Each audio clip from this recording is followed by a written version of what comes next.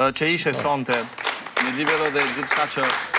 Edhe një gjë duhet të shprej konsideratën time edhe për profesorët se mbeta për ata në fakultet, se unë kam pas profesor edhe Latif Berishën, Fadil Sulejmanin, Mahmud Hysen, profesor Vincen, do më thënë gjithë këta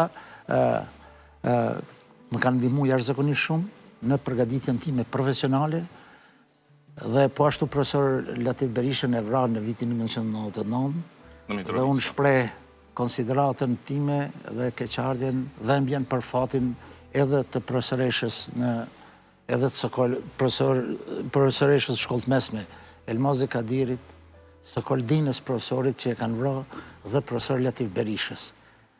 Nëse më duket që jemi në fund. Jo, jemi krejtësisht në fund. Po, unë dua ta mbyll këte me një poezi për nënën, me një poezi timën, po. Okej. Nëna,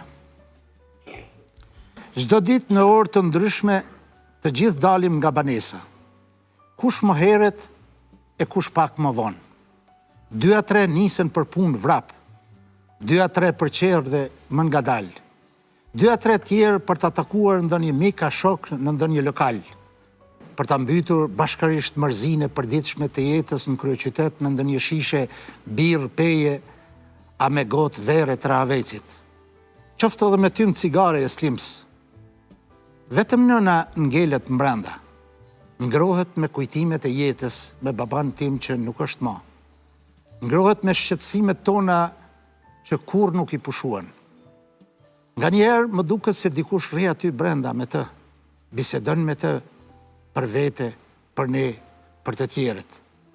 Vetëm me vetmin që i qanë halët, nëna, e djegur nga zjarri dëshirave më të mira, e kërrusur nga pesha e mendimeve të kopshme për mua, kur më ka largë, nëna, armikja ime e dashur. Faleminderit shumë.